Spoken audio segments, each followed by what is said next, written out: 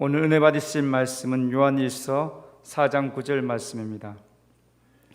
요한일서 4장 9절 말씀을 다 같이 봉독하겠습니다. 하나님의 사랑이 우리에게 이렇게 나타난 바 되었으니 하나님이 자기의 독생자를 세상에 보내심은 그로 말미암아 우리를 살리려 하심이라. 아멘. 할렐루야. 저는 오늘 본 말씀 신약성경 요한일서 4장 9절의 말씀을 가지고 우리를 살리려 하심이라 라는 제목으로 잠시 은혜 말씀 나누고자 합니다. 여러분 한번 같이 고백해 보시겠습니까? 우리를 살리려 하심이라. 우리를 살리려 하심이라. 이 세상은 이 다양한 목적과 목표, 어떤 의도에 따라서 이 세상이 어떤 방향으로 진행되고 있습니다.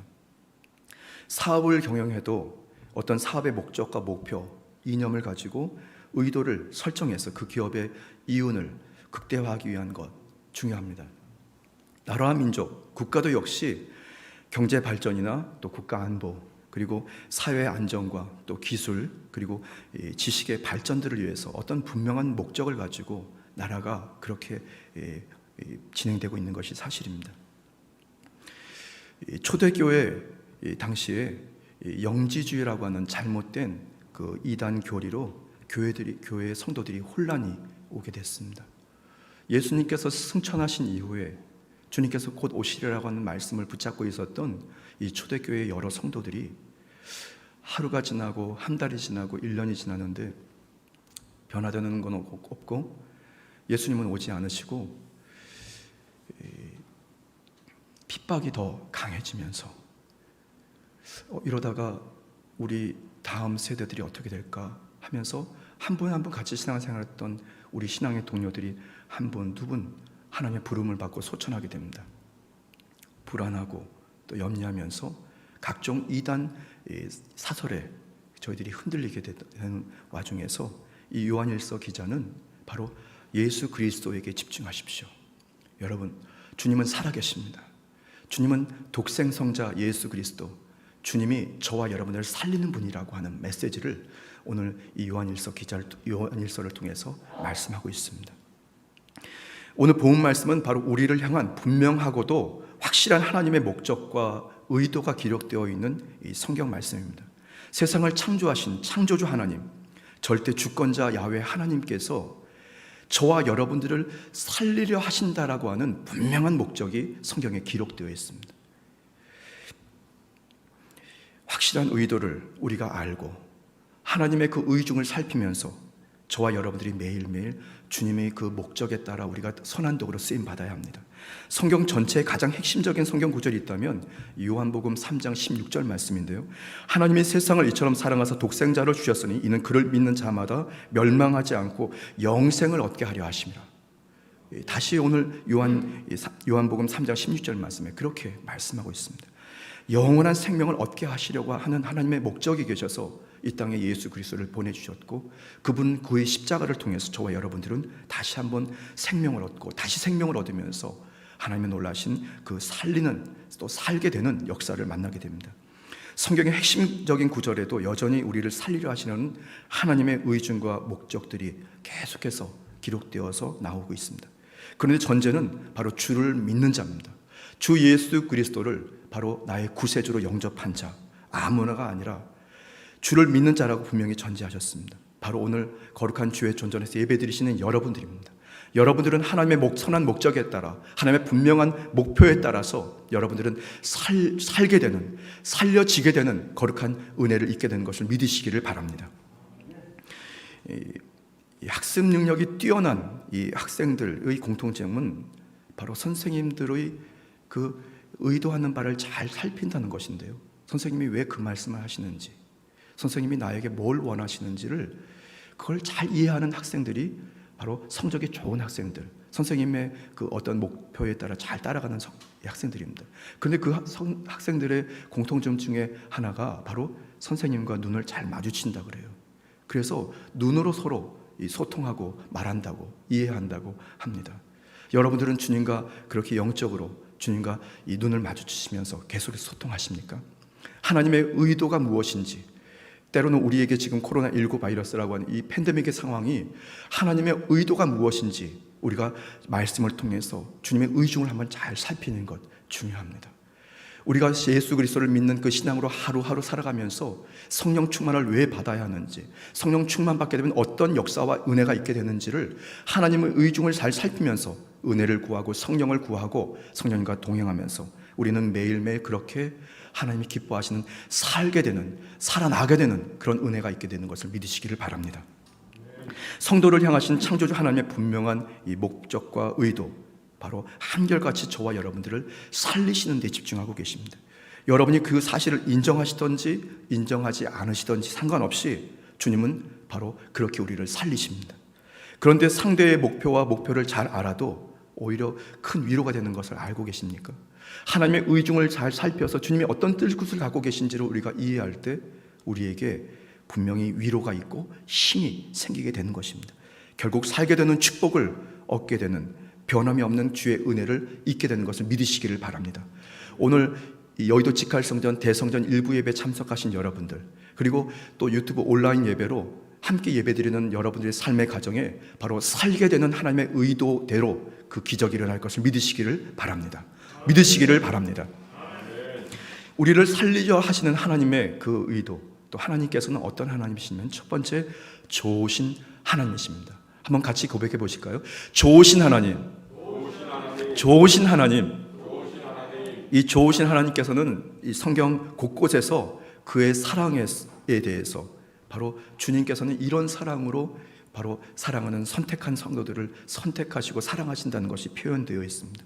하나님께서 선택하셔서 사랑을 베푸시는 바로 하나님의 백성, 그 백성들이 우월해서 아니면 가진 것이 많아서, 그리고 정말 공의로워서 불의하지 않아서가 아니라 오히려 죄짓고 불의하고 연약하고 결코 왜소함에도 불구하고 주님은 좋으신 하나님께서 저와 여러분들을 선택하셨고 바로 살리신 것을 믿으시길 바랍니다.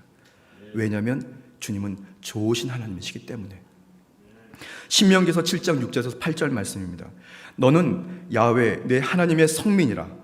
내 하나님 야훼께서 지상 만민 중에서 너를 자기 기업의 백성으로 택하셨나니 야훼께서 너희를 기뻐하시고 너희를 택하심은 너희가 다른 민족보다 수요가 많기 때문이 아니라 너희는 오히려 모든 민족 중에 가장 적으니라.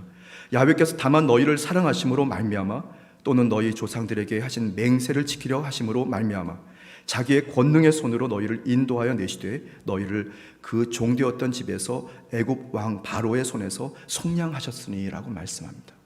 주님께서는 저와 여러분들을 구출하실 때, 때로는 각종 고난과 역경 박해에서 우리를 구원하실 때, 우리가 잘나서, 우리가 정말 의로워서, 우리가 가진 것이 많거나 우리가 정말 하나님의 그 뜻에 따라 살아가서가 아니라 바로 저와 여러분들이 연약함에도 불구하고 하나님의 그 절대 사랑으로 우리를 이끄시는 것을 믿으시기를 바랍니다. 우리는 그 사랑에 대해서 바로 은혜라고 얘기합니다. 불의함에도, 죄지음에도, 연약함에도 그것을 주님께서 살피지 않으려 하시고 우리를 그저 사랑으로 다 받아주시는 좋으신 하나님. 신약의 예수님께서는 좋으신 하나님의 사랑을 다음과 같이 몸소 실천하셨는데요. 요한복음 13장 1절 말씀에 6월절 전에 예수께서 자기가 세상을 떠나 아버지께 돌아가실 때가 이른 줄을 아시고 세상에 있는 자기 사람들을 사랑하시되 끝까지 사랑하시니라 말씀합니다. 끝까지 영원토록 사랑하시겠다는 말씀입니다. 신약의 위대한 사도 바울은 역시 좋으신 하나님의 사랑을 다음과 같이 정확히 묘사합니다. 로마서 5장 8절 말씀에 우리가 아직 죄인 되었을 때에 그리스도께서 우리를 위하여 죽으심으로 하나님께서 우리에 대한 자기의 사랑을 확증하셨느니라 말씀합니다. 주님의 사랑을 확증하셨다고. 여러분들은 그 하나님의 절대 사랑의 대상인 것을 믿으시기를 예수님의 이름으로 축복합니다. 그 사랑을 공급받고 있는 것을 믿으시기를 바랍니다. 과거에도 받았고 앞으로도 받게 될 것을 믿으시기를 바랍니다.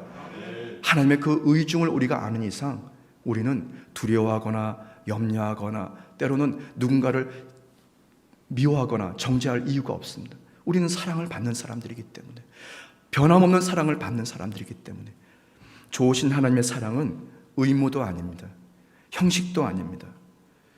일로 여기시면서 우리를 대하시는 것도 아닙니다. 주님의 그 사랑은 능동적이고 자발적이십니다. 희생적이십니다. 바로 그 사랑을 받는 대상의 조건과는 아무 무관하게 주님께서는 그냥 짐을 대신 져주실 뿐 아니라 고난을 감수하시면서 주님은 저와 여러분들을 돌보고 계십니다. 이런 사랑을 헬라어로 아가페라고 합니다. 아가페. 하나님의 사랑에 바로 사랑의 본질을 얘기하고 있고, 하나님의 사랑은 자발적이며 하나님의 사랑은 희생적인 사랑입니다. 하나님의 사랑은 행위로 입증된 사랑이고 하나님의 사랑은 측량이 불가능한 사랑입니다. 여러분들이 주님의 그 넘치는 사랑을 앞으로도 받게 될 것을 믿으시기를 바랍니다. 그 사랑을 지금도 받고 있는 것을 믿으시기를 바랍니다. 우리를 살리려 하시는 주님께서는 좋으신 하나님이시면서 우리를 끝까지 사랑하셔서 살게 하십니다. 살게 하십니다. 살게 하십니다. 믿으십니까? 아멘. 두 번째, 우리를 살리려 하시는 하나님께서는 치료자 예수님으로 우리에게 오셨습니다. 한번 고백해 보실까요? 치료자 예수님. 치료자 예수님. 하나님의 확증하신 바로 그 예수 그리스도 사랑. 예수 그리스도께서는 이미 이 땅에 오실 때에 이 저와 여러분들을 살리고자 하시는 하나님의 분명한 목적과 의도를 가지고 오셨습니다. 바로 주 예수님, 구주를 믿는 모든 자들은 예외 없이 죽어도 살고 살아서 믿는 자는 영원히 죽지 않는 영생을 주신 바로 예수 그리스도, 그분이 저와 여러분들의 구세주입니다. 요한복음 11장 25절에서 26절 말씀에 예수께서 이르시되 나는 부활이요 생명이니 나를 믿는 자는 죽어도 살겠고 무릇 살아서 나를 믿는 자는 영원히 죽지 아니하리니 이것을 내가 믿느냐? 여러분 아멘 하시길 바랍니다. 아멘 하시길 바랍니다. 우리는 그 믿음을 가지고 오늘 예배 드립니다. 우리는 주 그리스도 예수 안에서 치료받습니다. 예수 그리스도 안에서 생명을 얻습니다. 근데 그 생명이 잠깐 있다 사라지는 생명이 아니라 영원한 생명인 것입니다. 그렇게 예수님께서는 그의 전 생애를 통해서 치유하시는 예수님으로 우리에게 만나 주셨습니다. 예수님의 갈보리 십자가, 죽음과 부활로 저와 여러분들을 살게 하신 것을 꼭 기억하시길 바랍니다. 예수님께서는 저와 여러분들의 모든 질병을 짊어지실 뿐 아니라 철저하게 십자가에서 죽으심을 당하시면서 우리를 살리셨습니다. 우리가 살게 하시려고. 구약의 이사야 선지자는 치료자로 오실 예수님을 바로 목적과 의도를 가지고 있는 그 예수님을 다음과 같이 예언하셨는데요. 이사야서 53장 5절 말씀에 그가 찔림은 우리의 허물 때문이요 그가 상함은 우리의 죄악 때문이라. 그가 징계를 받음으로 우리는 평화를 누리고 그가 채찍에 맞음으로 우리는 나음을 받았도다 말씀합니다. 여러분 한번 같이 고백해 보실까요? 나음을 받았도다. 나음을 받았도다. 여러분 주님의 그 치료는 앞으로 치료될 것도 치료되는 것이지만 이 자리에서 나음을 받은 것입니다. 완전히 과거 완료형입니다. 나는 치료받았다는 것을 항상 고백하시면서 치료자 예수님을 늘 만나고 생활의 치료, 또 인생의 치료, 또 실제로 우리의 건강의 치료를 여러분들이 마음껏 누리게 되기를 예수님 이름으로 축복합니다. 신약의 사도 베드로 역시 치료자로 오신 예수 그리스도, 주님의 분명한 목적과 의도 다음과 같이 말씀하고 계시는데요. 베드로전서 2장 24절 말씀에 친히 나무에 달려 그 몸으로 우리 죄를 담당하셨으니 이는 우리로 죄에 대하여 죽고 의에 대하여 살게 하려 하심이라. 그가 채찍에 맞음으로 너희는 나음을 얻었나니 말씀합니다. 여러분 나음을 받으셨습니까? 나음을 얻으셨습니까? 우리는 영원한 생명을 얻는 사람들입니다. 염려, 근심, 걱정, 십자가 앞에 다 내려놓고 치료받으시는 예수 그리스도를 통해서 여러분들이 영혼과 또 육체와 삶의 은혜, 삶의 자리가 완전히 치료되는 복된 기적을 누리게 되기를 예수님 이름으로 축복합니다. 예수님의 공생의 대부분이 사역은 바로 치료의 사역이셨습니다.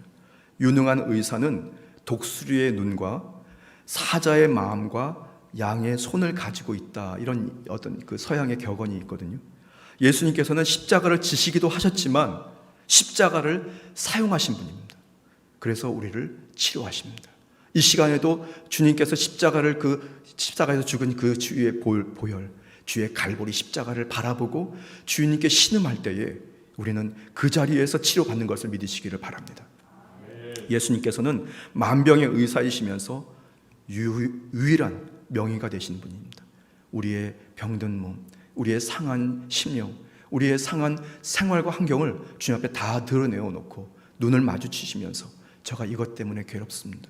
이것 때문에 고통한다고 여러분들이 주님 앞에 마음을 토하십시오. 주님은 그 자리에서 나음을 받게 하시는 분인 것을 믿으시기를 바랍니다. 우리를 살리려는 목적과 의도를 지니신 치료자 예수님, 바로 주님을 통해서 바로 나음을 받게 되는 것입니다. 여러분, 오늘 이 시간 예배가 끝나기 전에 예배 중에, 기도 중에, 말씀 중에, 찬양 중에 여러분 치료받고 가게 되기를 예수님의 이름으로 축복합니다. 다음이 아닙니다. 오늘 이 자리에서 치료받고 가십시오. 성전 문을 내려갈 때, 교회를 떠나갈 때 왜 안 아프지? 그동안 앓고 있던 고통들은 다 어디로 갔지? 여러분, 본인도 의식하지 못하는 새에 여러분들이 치료받게 될 것을 믿으시기를 바랍니다. 주님의 그 치료의 역사, 하나님의 강한 회복의 역사, 하나님의 거룩한 이 은혜의 역사를 여러분들이 마음껏 누리게 되기를 예수님의 이름으로 축복합니다. 예수님의 이름으로 축복합니다. 자, 첫 번째, 우리를 살리려 하시는 하나님의 의도와 목적은 바로 좋으신 하나님으로 우리를 만나 주셨고, 두 번째, 치료자 되신 예수님으로 우리에게 오셨습니다. 마지막 우리가 꼭 기억해야 할 우리의 이 바로 살리시는 하나님께서는 능력의 성령님으로 이 시간 역사하십니다. 한번 같이 고백해 보실까요? 능력의 성령님, 능력의 성령님. 이 보혜사 성령님을 보내주셔서 우리가 능력의 그리스도인으로 살아갈 수 있도록 성령님께서는 늘 우리를 도와주십니다.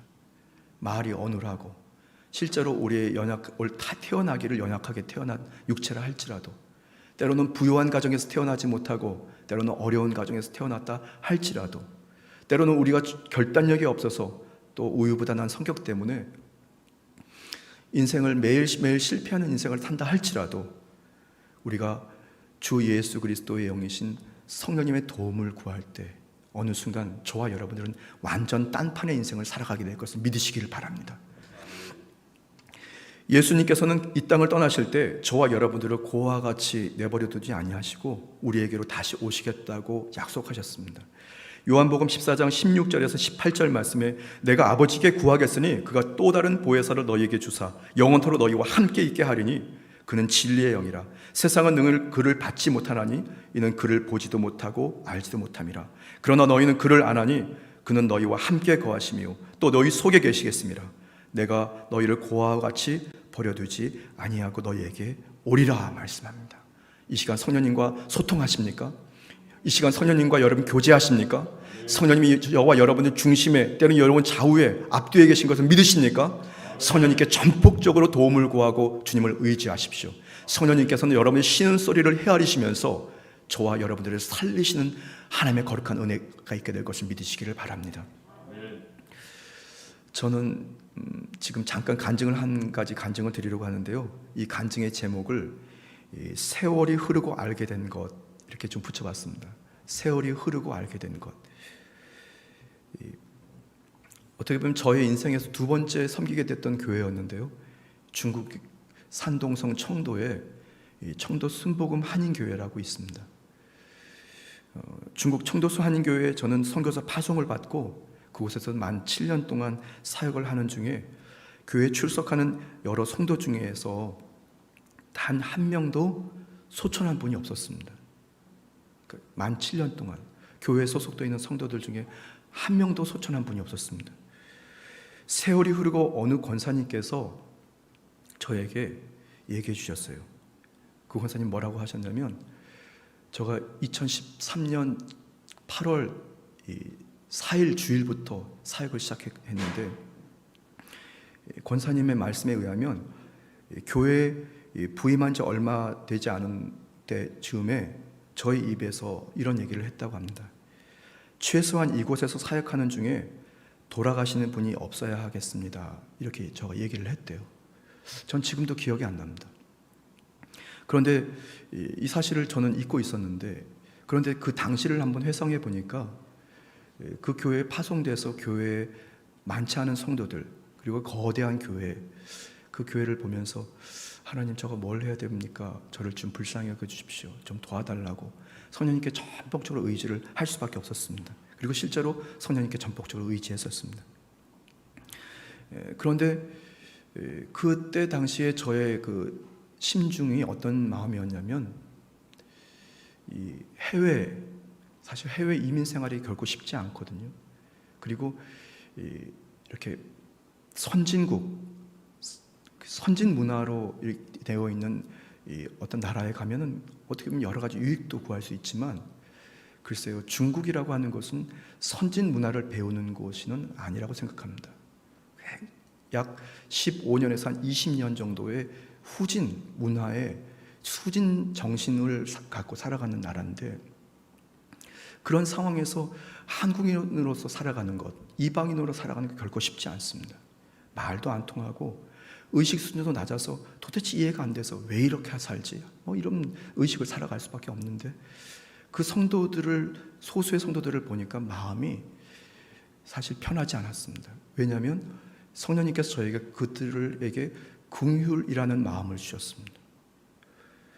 때로는 이렇게 했으면 좋겠는데, 이러면 복을 받을 것 같은데, 그래서 말씀을 전했는데도 불구하고 또다시 똑같은 생활을 하는 성도들을 보면서 마음이 막 괘씸한 그런 마음도 들기도 했습니다. 사실은 솔직하게 말씀드리면 불편한 마음도 있었지만, 그러나 그 내면에는 하나님의 마음을 주셔서 긍휼한 마음이 생기고, 그 성도들이 가엾기도 하고 애처로워 보이기도 했었습니다. 아마 그래서 그때 당시에 그 권사님에게 문득 그런 말씀을 이렇게 얘기를 했었나 봅니다. 저는 잊어버렸는데요, 모르겠습니다. 성령님께서 그런 마음, 긍휼의 마음을 주셔서 주의 종 입술을 열어서 고백하게 하셨던 것은 아닌가, 그런 생각이 듭니다. 물론 7년 동안 사역하는 중에 고국에 계시는 부모님이 소천하거나 또 일가 친척들이 소천해서 교회 이름으로 화환을 보내거나 조문을 하고 위로한 경우도 있긴 있습니다. 그런데 교회 내에 출석해 있는, 소속되어 있는 성도 중에 7년 사이에 아무도 돌아가신 분이, 소천한 분이 없다는 것, 아마도 성령님께서 주의 종 입술을 열게 하셨고 분명히 그 선포한 대로 주님께서 약속하신 것이 아닌가, 그런 생각이 좀 듭니다. 여러분, 하나님께서는 저와 여러분들을 그렇게 능력으로 쓰시는 것을 믿으시기를 바랍니다. 그래서 우리는 항상 성령님을 인정하고 환영하고 모셔드리고 의지해야 합니다. 철저하게 주님을 의지해서 성령님 저를 도와달라고, 저의 마음이 이렇다고, 저의 현실이 이렇다고, 나의 장래가 이러면 어떡하냐고 주님의 도움을 구하고 주님의 능력을 구하게 되기를 예수님의 이름으로 축복합니다. 그러면 하나님께서 죽을 사람도 살릴 뿐 아니라 살 사람도 강건하게 능력으로 살게 하실 것을 믿으시기를 바랍니다. 성령님께서는 무능하고 실수가 많으며 죄악 그 자체인 우리를 살리시는 능력으로 풍성한 성령의 열매를 많이 맺도록 도와주십니다. 갈라디아서 5장 22절에서 23절 말씀에 오직 성령의 열매는 사랑과 희락과 화평과 오래 참음과 자비와 양선과 충성과 온유와 절제니 이 같은 것을 금지할 법이 없느니라. 바로 사도 바울은 주의 성령에 감동받아 바로 성령의 열매에 대해서 말씀하고 있습니다. 저와 여러분들이 앞으로, 과거에도 맺었고 지금도 맺고 있고 앞으로도 맺어야 할 하나님의 거룩한 열매인 것을 믿으시기를 바랍니다. 여러분이 이 성령의 풍성한 열매들을 주렁주렁 맺어서 바로 하나님께 영광을 돌리고 여러분들이 또 살고 살게 되는 복된 역사 누리게 되기를 예수님의 이름으로 축복합니다. 갑자기 그런 생각이 듭니다. 저와 여의도 순복음교회에서 마지막 소교구를 섬길 때였습니다. 선교사 파송 바로 직전에는 이 교육연구소 소장으로 있었는데요, 그 교육연구소에 가기 바로 직전 교구가 어느 소교구를 섬겼는데, 그 교구에는 그 정확히 만 1년 사역을 하고 교육연구소로 가게 됐거든요. 그 1년 사이에 임종 예배부터 그 입관 예배까지 그리고 귀가 예배까지 아마 완전히 다 드리는 예배 있지 않습니까? 조문 정도, 예를 들어서 출간 예배만 잠깐 가서 예배 드리고 이렇게 하는 그런 예배 말고, 성도가 소천해서 그 임종부터 시작해서 하관 아니면 안치 예배까지 다 온전한 예배 다 드리는 예배를 1년 동안 25번을 드렸습니다. 좀 이해가 되십니까? 그러면 25번 외에 또 조문이나 각종 예배에 참석한 이런 예배를 다 따지면 한 40몇 번이었던 것 같아요. 1년 사이에 말이죠. 예배가 장례가 딱 끝나는데 또 연락이 또 오고, 장례 중에 또 같이 겹장례가 또 나고, 1년 동안 정신이 없었습니다.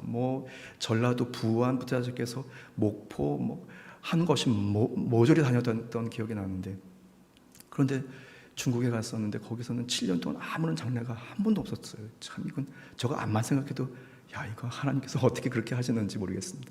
아마 장례가 나섰으면은 성도들이 많이 마음을 상심할 수도 있고 또 서로 그 여파가 오래 갔을 거라고 생각합니다. 하나님께서 성도들을 귀히 여기셨기 때문에 그렇게 하실까요? 저는 믿습니다. 여러분, 성령님은 지금도 여러분을 도와주십니다. 능력으로 도와주십니다. 능력으로 역사하십니다. 주님께서 도움을 구하시게 되기를 예수님의 이름으로 축복합니다. 더 나아가서 보혜사 성령님께서는 저와 여러분들에게 능력이 되실 뿐 아니라 바로 능력이 있는 성도로 복음의 삶을 살아가도록 도와주십니다.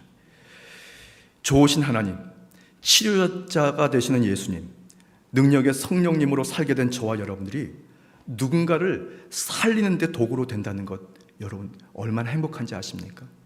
여러분들이 누군가에게 잠시 잠깐 눈을 한번 마주치는 것만으로도 그 성도가 다시 한번 세임을 얻게 된다는 거 한번 상상해 보십시오.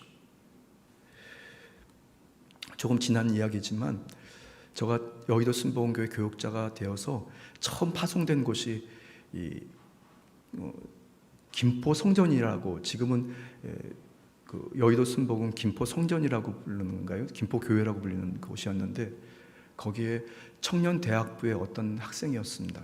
저는 그 부서를 맡고 있지는 않았지만 그 한 주일 예배를 드리고 한 주 사이에 그 청년이 본인 그 아파트 몇 층인지 모르는데 거기서 뛰어내려서 자살을 했어요. 그런데 그 담당하셨던 목사님이 얼마나 괴로워하셨는지, 그 괴로워하는 것이 아마 그 성전을 떠날 때까지도 괴로워하셨던 걸 저는 기억이 납니다. 왜냐하면 왜 그때 잠깐 그 청년에게 위로의 메시지를 전하지 못했을까 하는 자책감 때문에 말이죠. 저와 여러분들이 잠시 그리스도 예수의 영에 성령님께 도움을 받아서 누군가에게 말씀을 전하든지 때로는 위로의 또 메시지를 전하든지, 아니면 여러분들이 카카오톡에 있는, 아니면 여러 가지 SNS를 통해서 성경 말씀을 전하든지, 그런 여러분들이 하는 그 헌신과 충성을 통해서 누군가가 살게 되는 것을 믿으시기를 바랍니다. 그렇게 살게 된다면 여러분들은 얼마나 행복한 인생이 될까요? 하나님께서는 저와 여러분들 그렇게 능력의 도구로 쓰십니다. 성령님께서 도와주시면 그렇게 됩니다. 누가복음 4장 18절에서 19절 말씀에 주의 성령이 내게 임하셨으니 이는 가난한 자에게 복음을 전하게 하시려고 내게 기름을 부으시고 나를 보내사 포로된 자에게 자유를, 눈먼 자에게 다시 보게 함을 전파하며 눌린 자를 자유롭게 하고 주의 은혜의 해를 전파하게 하려 하심이라 하였더라. 여러분, 성령의 충만함과 재충만은 우리가 사는 비결이 되기도 하지만 누군가를 살려야 하는 중요한 능력이 되는 것을 꼭 기억하게 되길 바랍니다. 자녀를 살리는 방법, 남편을 살리는 방법, 아내를 살리는 방법, 교회를 살리는 방법, 때로는 이웃과 우리 동료들을 살리는 방법, 그것이 바로 성령의 능력인 것을 꼭 기억하게 되기를 바랍니다. 내 능력, 내 말, 내 관심이나 내 경험을 가지고 누군가를 살리는 건 한계가 있습니다.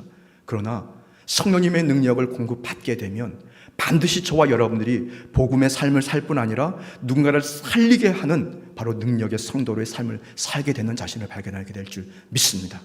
저와 여러분들입니다. 결단하십시오. 성령의 충만함과 재충만을 사모함을 받고 다시 재충만을 받아서 여러분들이 나아가는 곳에 각종 어둠이 다 사라지고 예수 그리스도의 향기를 바라면서 여러분 통해서 또 살고 또 살고 또 살게 하시는 하나님의 그 은혜가 여러분을 통해서 있게 되시기를 예수님의 이름으로 축복합니다. 복음으로 사는 인생, 복음이 전파되는 인생, 특출난 기술이나 기교가 아니라 그런 기술들이 습득해서가 아니라 바로 성령님의 충만함을 받게 되면 모든 성도들이 바로 그렇게 은혜의 도구로, 성령의 도구로 쓰임 받게 되는 것입니다. 우선순위가 달라야 합니다. 우리는 어떤 기술을 배워서 복음을 전하거나 기술을 배워서 주님의 말씀을 가까이 가는 사람들이 아니라 성령의 기름 부음의 은혜를 받고 성령의 충만함을 받아서 주의 복음을 전하고 복음대로 살게 되는 복된 역사 있게 되시기를 예수님의 이름으로 축복합니다. 오늘도 예배드리는 여러분들의 인생에 바로 살게 하시는 하나님의 그 의도와 목적을 통해서 살고 또 살 뿐 아니라 살게 하시는 거룩한 도구가 되시기를 예수님의 이름으로 축복합니다. 예수님의 이름으로 축복합니다. 기도드리겠습니다. 참으로 좋으신 주 야훼 하나님, 오늘도 신실하신 주의 십자가 제단 앞에 철저히 심령의 무릎을 꿇고 하나님의 그 의도와 의중을 살피게 하심을 감사합니다. 성도들의 그 시름소리가 변하여 감사와 찬양과 감격이 되게 하여 주시고 기쁨의 찬양이 울려 퍼지는 복된 역사가 있도록 성령님 계속해서 역사하여 주옵소서. 감사드리며 예수님 이름으로 간절히 축복하며 기도드렸습니다. 아멘. 잠시 두 눈을 감고 고개를 숙여주시기 바랍니다. 너의 인생이 무엇이냐? 잠시 있다가 사라지는 안개니라. 아침 안개와 같이 쉬 사라지는 인생길에서 예수를 믿는 것보다 더 큰 축복은 없습니다. 오늘 저는 여의도 직할성전에 처음 출석한 분이 계시다면 그 자리에서 조용히 일어나 주시기 바랍니다. 그동안 교회를 몇 동안 왔다 갔다 했지만 오늘 예수님을 나의 구세주로 믿기로 작정한 분도 계시다면 그분도 그 자리에서 조용히 일어나 주시기 바랍니다. 이 시간 온라인으로 함께 예배드리는 처소에서도 동일하게 여러분들 마음으로 결단하여 일어나십시오. 여러분의 결단이 여러분의 운명을 변화시킵니다. 그럼 저의 기도를 같이 따라해 주시면 감사하겠습니다. 하나님 아버지, 저는 죄인입니다. 어디에서 와서 왜 살며 어디로 가는지 알지 못하고 죄 가운데 살았습니다. 저의 죄를 위하여 십자가에서 죽으시고 부활하신 예수님을 제 구주로 모셔드립니다. 저는 하나님의 자녀가 되었습니다. 지금부터 영원토록 주님과 함께 살겠습니다. 예수님의 이름으로 기도드립니다. 아멘.